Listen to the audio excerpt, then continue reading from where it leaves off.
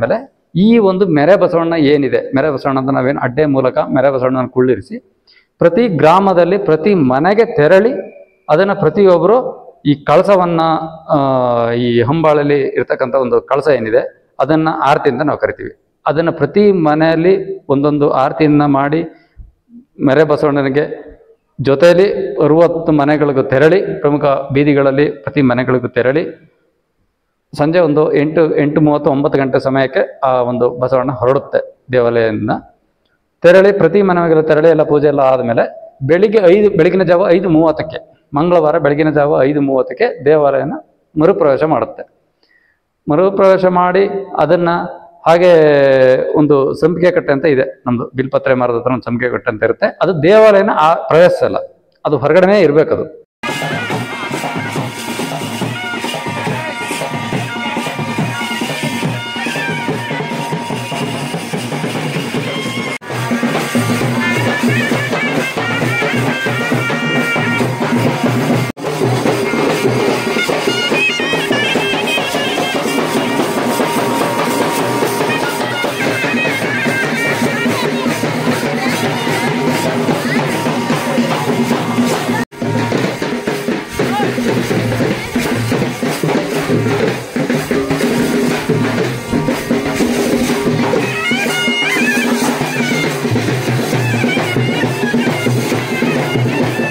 ಶ್ರೀ ನಂಜುಂಡೇಶ್ವರ ದೇವಾಲಯದ ಇತಿಹಾಸ ಸುಮಾರು 100-150 ವರ್ಷದ ಹಿಂದಿನಿಂದಲೂ ನಮ್ಮ ಬಸವಣ್ಣನು ಮೇಲೆ ಮಳೆಮಲ್ಲೇಶ್ವರದಿಂದ ಬೆಟ್ಟದಿಂದ ಬಂದಿರೋದು ಅಂತ ವಾಡಿಕೆ.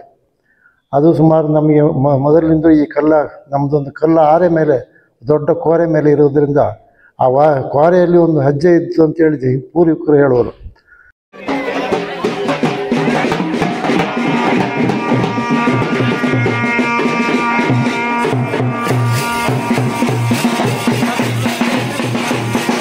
ಮಂಗಳವಾರ ಬೆಳಿಗ್ಗೆ 10:30ರಿಂದ 11 ಗಂಟೆ ಸಮಯಕ್ಕೆ ಏನು ಆರತಿಯನ್ನು ತಂದಿರ್ತಾರೆ ಅವ್ರುಗಳನ್ನೆಲ್ಲ ಪುನಃ ಸಿದ್ಧಪಡಿಸ್ಕೊಂಡು ಅದನ್ನು ಗಂಗಾ ಸ್ನಾನ ಅಂತ ಮಾಡ್ತೀವಿ. ಗಂಗೆಯನ್ನು ಮುಡಿಸಿ ಗಂಗೆ ಸ್ನಾನ ಮಾಡ್ಕೊಂಡು ಅದು ಪುನಃ ದೇವಾಲಯ ಆವರಣವನ್ನು ಪ್ರವೇಶ ಮಾಡುತ್ತೆ.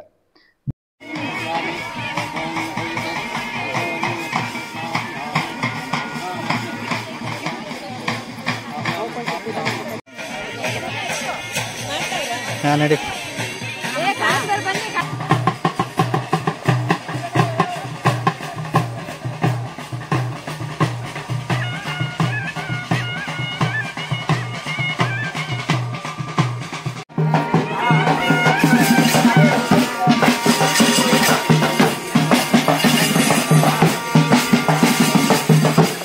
ಕೆಂಡಕೊಂಡ ಹಾಯ್ತಕ್ಕಂಥದ್ದು ಅದು ಒಂದು ಪ್ರಮುಖವಾದ ಘಟ್ಟ.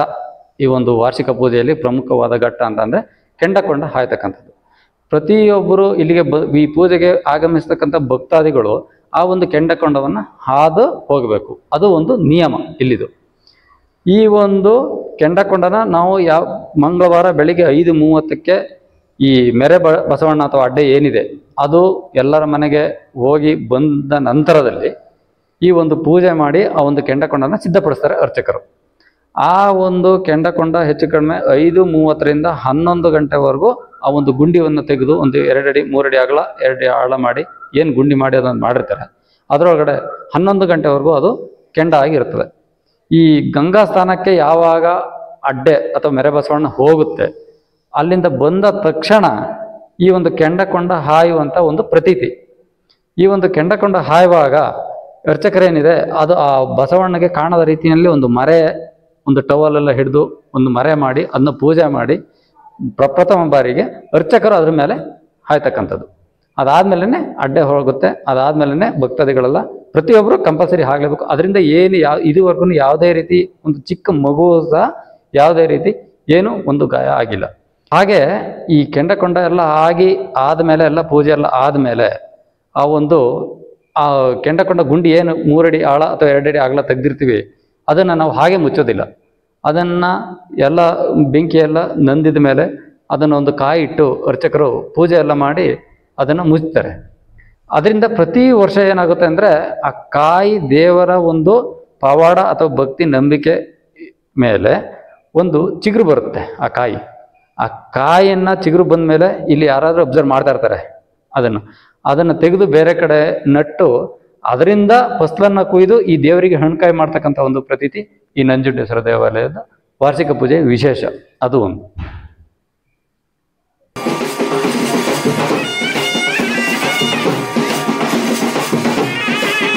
ನಮಗೆ ಗೊತ್ತಿರೋ ಹಾಗೆ ಸುಮಾರು 60-70 ವರ್ಷದ ಹಿಂದಿನಿಂದಲೂ ಹಂಚಿಂದು ಒಂದು ದೇವಾಲಯವನ್ನು ಮಾಡಿ ಅದನ್ನು ಪೂರ್ವಿಕರು, ನಮ್ಮ ಊರಿನ ಪೂರ್ವಿಕರಾದ ಸುಮಾರು ಒಂದು 15-20 ಒಕ್ಕಲಿತ್ತು ಆವಾಗ.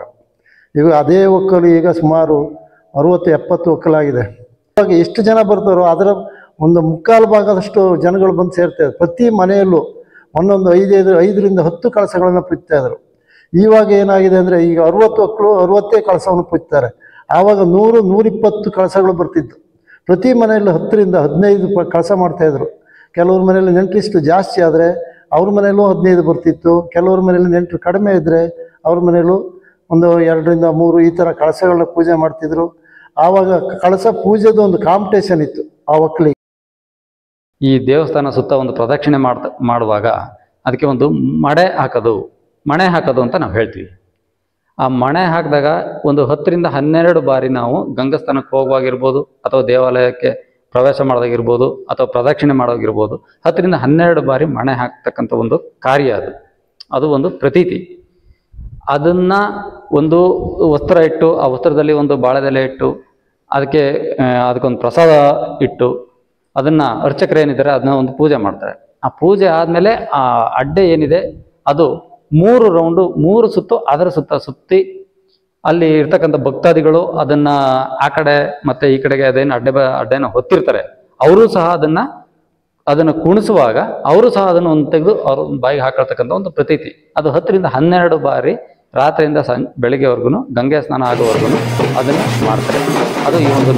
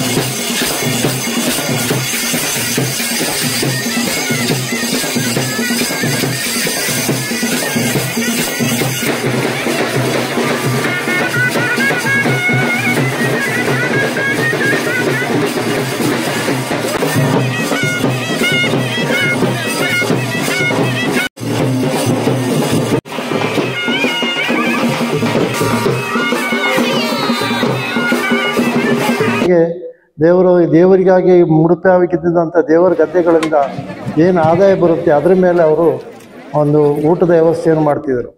ಊಟದ ವ್ಯವಸ್ಥೆ ಹೇಗಿತ್ತು ಅಂದರೆ ಆವಾಗ ಒಂದು ಹುಲ್ಲಿನ ಮೇಲೆ ಈ ಬಿಳಿ ಹುಲ್ಲಿನ ಮೇಲೆ ಕೂತು ಜನಗಳಿಗೆ ಊಟ ಕೊಡ್ತಾಯಿದ್ದು.